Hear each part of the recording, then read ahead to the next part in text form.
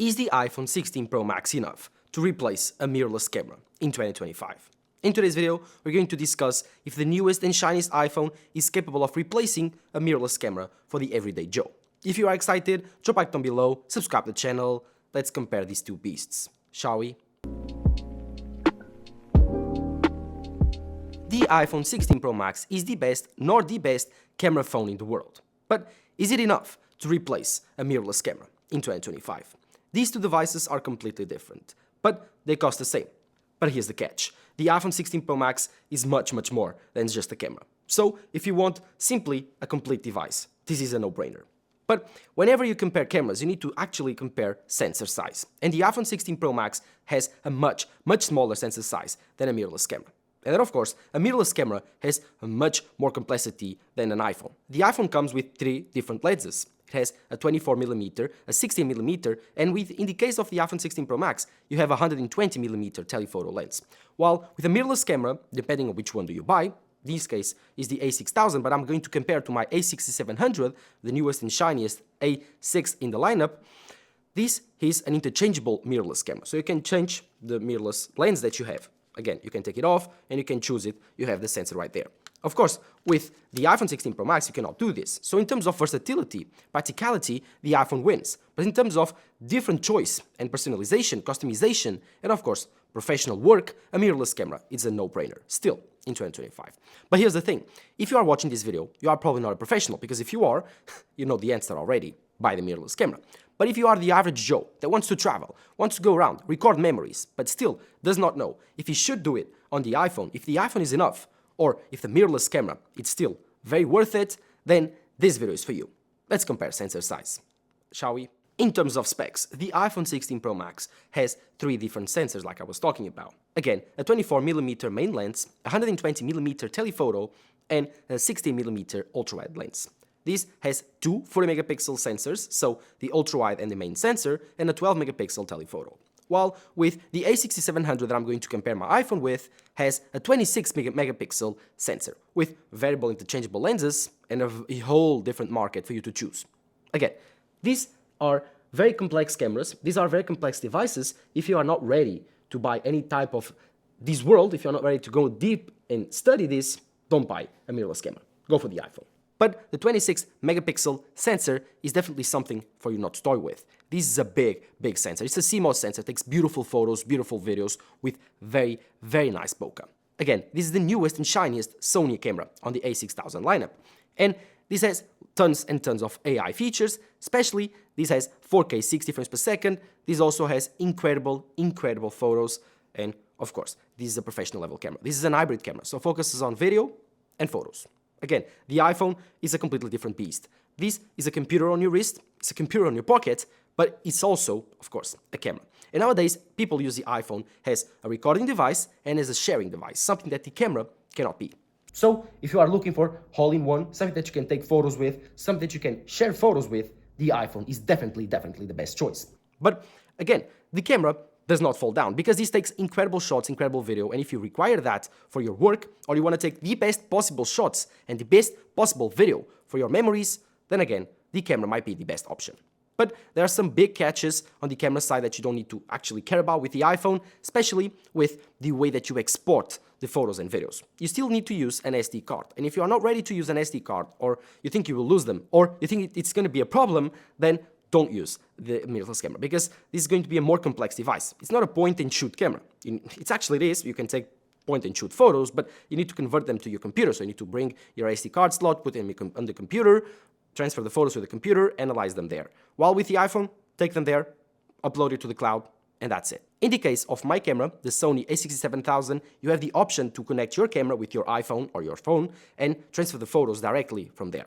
But it will take a while and uses Wi-Fi to do it. So there are 2 different devices. But the main thing that you are watching this video is for me to actually compare the photos from the iPhone to the mirrorless camera. So I'm going to do it now with some photos that I took in my trip to Italy. So let's go for there. So let's now check out on my MacBook all the photos that I took on my trip to see what are the biggest differences between the iPhone and the camera. Obviously, this will be nitpicking the photos, but I think it will give you a great idea of what are the biggest differences between these two devices. Obviously, these are not perfect matches, but I tried to find all the photos that I think are comparable, and I think that the lighting is the same, the subject is the same, and obviously the overall framing of the photo is the same. So let's now take a look at the first photo, which is this incredible portrait, but on a distance. So as you can definitely see on this first photo, this is my girlfriend, by the way, she's beautiful, but on the first photo, this was taken with the Sony A6700, and you can obviously tell this. Why? Because of the creamy look of the photo. I mean, you can definitely tell that the focus was perfect, spot on, and the overall white balance, the look of the hair. If I zoom in a bit, you can definitely check that this is not your usual photos. Obviously, that the iPhone takes also great images, but they are not comparable. The hair, the jacket, the overall background blur, the bokeh, anything that you can search for on this photo is way better on the camera. Obviously, the iPhone does not do a bad job, and you can definitely tell that it's a bit brighter than the camera's photo. But I think that the camera's spot on focus and background blur and overall sharpness, which I can definitely show you here. So if I go into this photo and I zoom in, which you will be able to see, the background blur on the photo of the camera and the overall image, so the overall sharpness of the photo, the overall, I would say, pixeling of the photo is much better on the camera than it is on, obviously, the iPhone. But yeah, you can also pass on to the next photo, which is this one right here. This one is a portrait photography photo, so it's a portrait real close to the subject. And again, you can definitely notice a big differences on this photo. This is the same subject, the same lighting conditions, but just zooming in further using the two lenses that you have available. On the camera, you have to zoom in, and on the iPhone, you have the 5x telephoto. Both do a great job. But the iPhone, I think, does not look as natural. Obviously, because this is a camera, you have like a focal range of 15 or 18 millimeters. With my 18 to 105 millimeter, you have 150 equivalent to a full frame photo. While on this one is only 120. But taking a look of how both cameras compress the photo, the iPhone does a good job, but it's not even close to the camera. Just look at the eyes. Just look at the photo. Focus on the hair. Just look at the jacket. How much detail you have on the jacket. Just look how the colors balance with each other, and you can definitely notice the difference. The white balance is perfect on the camera, while on the iPhone is a bit to the yellowish side. So I think that on both photos, both subjects, the camera just completely destroys the iPhone. And some places where you can definitely still notice a difference between a bigger sensor, like the Sony camera, and the iPhone. The iPhone does a great job, and in the last few years has been moving forward with the zoom capabilities and the portrait photography capabilities, but I think it still lacks some. With these two photos right here, you can definitely tell that big of a difference. Moving on, I want to show you something different, which is the motion blur. The motion blur is a very interesting thing that you can take with mirrorless cameras and with manual focus. And just look at that. This is on the left side, a photo of me on a street, a very busy street. And the camera, because it had the motion blur, so it had the shutter speed lower, whenever anyone walks, it will capture a blur because it takes the shutter more time to shut and open. So you capture this movement and they look so awesome. I think this is an incredible photo. I think I love this photo. Why? Because it looks different. And I'm looking at the camera. I'm completely focused because I was stopped. I was not moving. But the subjects, the other ones, are moving. And so it gives you a completely different look at the background blur, the bokeh, and then the subjects moving. This is an artist photo. This is a professional photo. You cannot achieve this with your iPhone. And it's something that is very tough to do. So yeah, this is one of the biggest differences between the iPhone still and a mirrorless camera. It's the amount of control that you have over your shutter speed, over your white balance. You can take beautiful shots. And if you know what you're doing, you can take these ones right here. Left, on the right on the iPhone, you have the same try that I tried to do. So you have cars moving, you have people walking, but because the iPhone shutter speed is so high, yeah, you can definitely tell that everyone is stopped, is frozen in time, while the other ones look like they are moving. This photo is incredible, and again, gives you another perspective of another big differences between the iPhone and the camera. And by right now, I've shown you 3 photos where the camera completely destroys the iPhone. In terms of shutter speed, overall professional look, and the completely bokeh that you have, the beautiful look that you have, the camera right now is still far ahead. But if I move on to the next photo, you can definitely tell now that the iPhone is getting closer in some situations. This is some same subject on the same place, the same Trevi fountain, and about the same focal range. On the right is the iPhone, on the left is the camera. And on the right, you can definitely tell that the focus was completely spot on. You can definitely tell it has some bokeh on the background because the sensor of the iPhone can produce bokeh. This uses the main sensor, the 24mm main sensor. On the left is the Sony camera, using about the same focal range, equivalent to that. I think it's the 18mm, so with the full frame equivalent is about 24, 26. It's more or less the same. And you can definitely tell the colors on the iPhone are better. Not because the colors on the left are wrong. No, I think I still prefer the bluish white balance that you have and the cooler white balance that you have on the left photo. But I think that on the right, the focus was spot on. And the HDR look. So you have a very bright face, which looks awesome and beautiful, by the way. And you have a completely brightened background. While on the camera, they actually needed to choose between brighten the background or brighten the subject, because the AI capabilities of the camera are not as good as the iPhone in terms of photo processing on the camera. So the processor on the iPhone is much better, can process HDR photos better than the Sony camera. So I think that overall, in this photo, I prefer the iPhone's photo. Because again, the computational photography on the iPhone is still way far ahead than on the Sony camera. Right here, the sensor size did not do that great of a difference. Both have similar bokeh, but the iPhone's photo, I think, looks better. So again, on this photo, the iPhone looks better, which I think it's a win situation. Again, moving on, another situation where I think that the iPhone did a better job. This photo right here, it's about the same position, the same subject, me, and the watch, the clothes are all the same. The lighting is close, but right here my objective is not to show you the lighting of this photo and to talk about how good both photos look, but it's to show you a problem with the Sony camera, that if you are not careful enough and if you are not good enough using it, you will find it. And that's the way that it focuses. So the iPhone, the focus is 99.99% always correct, so you'll never miss the focus of your photos. While with the camera, with the Sony camera and most cameras, it's not as easy to use autofocus. The autofocus is not as precise. The sensor is bigger, the bokeh is more noticeable, but if it misses the focus, well, you definitely notice the difference. Right here, on this photo, on the left, the Sony camera, you will definitely notice that, again, notice that my watch is not in focus, while with the iPhone, my watch is completely in focus.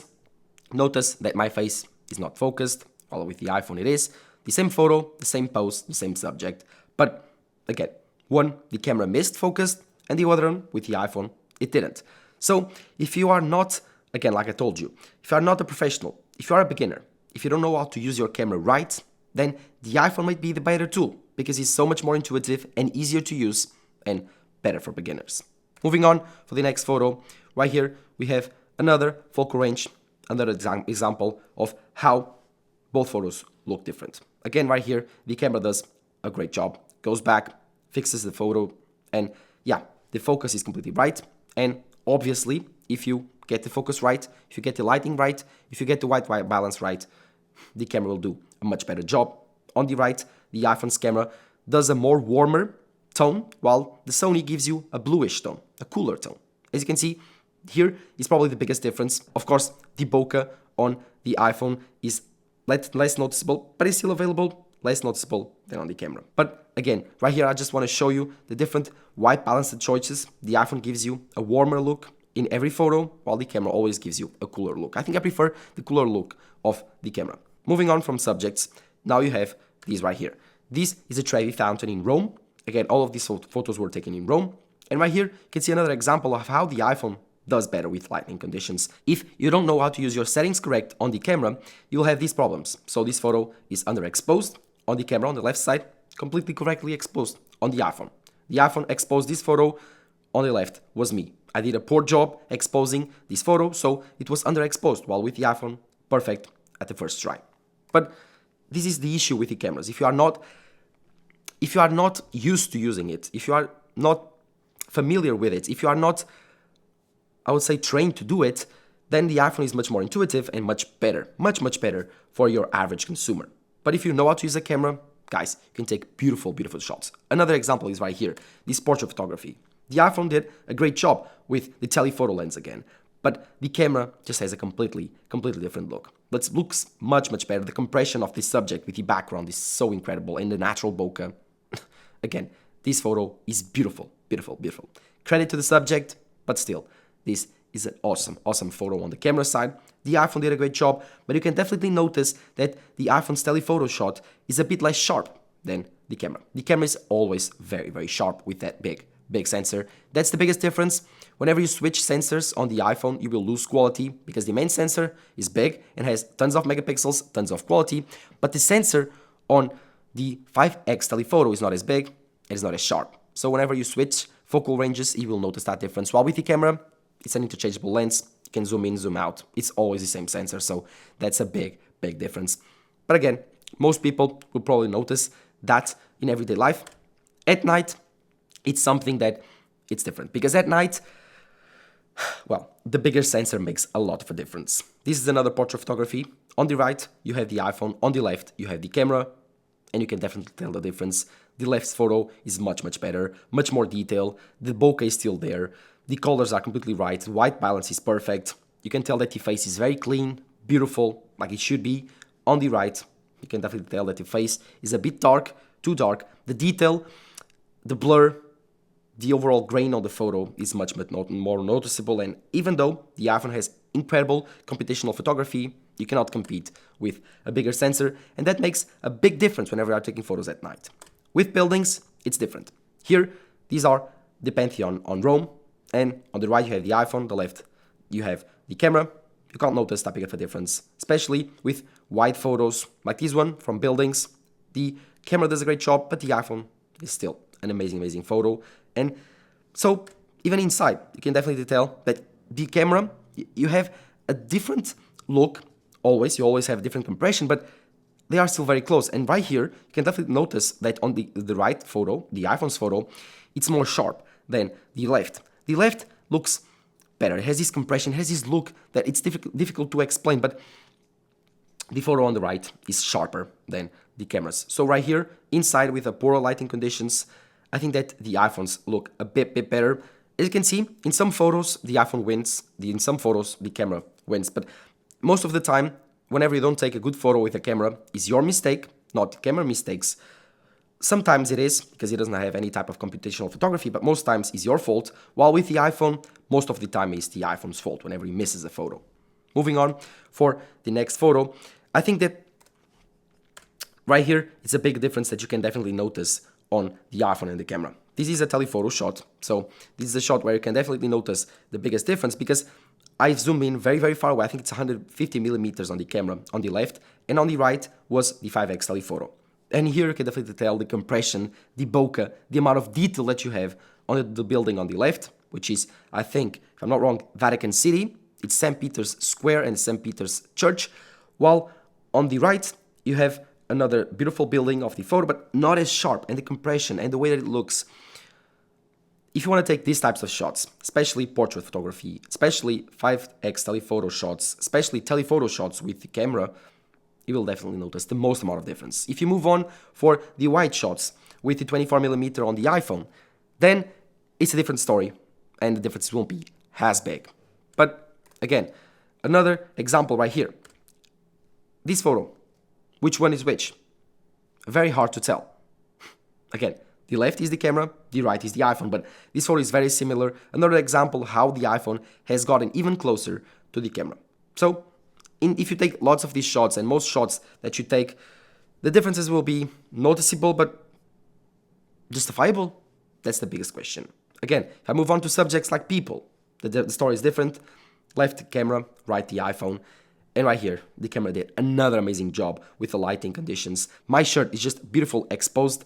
It's black, and the black is black. My face, the glasses, everything is awesome and so beautiful. While with the iPhone, you can definitely tell that it's not as sharp. The photo is not as quality. It's the same photo, same lighting conditions, but the place is different. I know the hair, the glasses, the face, the shirt. The colors are not the same. And even the background blur is not as perfect, as natural as the iPhone. But again, here's an example of how the camera, whenever you do a great condition photo, if you expose it correctly, takes a much better photo than the iPhone. Right here, it's an HDR photo on the iPhone, a normal photo on the camera. Both photos takes a different approach. One is from the right, the other one is from the left, but the biggest difference is probably the sun. As you can probably tell, the building on the left has more detail, better exposed. On the right, on the iPhone, it missed the exposure. And so, like I was saying, another example of how the HDR on the iPhone failed, and obviously whenever the iPhone fails, it's the iPhone's fault, while with bad photos with the camera, normally is the user's fault. But the next photo is another example of how, again, another portrait photography, the iPhone does a poorer job. Even though this portrait photography actually looks great, the camera did an incredible job with the sunlight exposing the subject, while the iPhone struggled a bit with the HDR.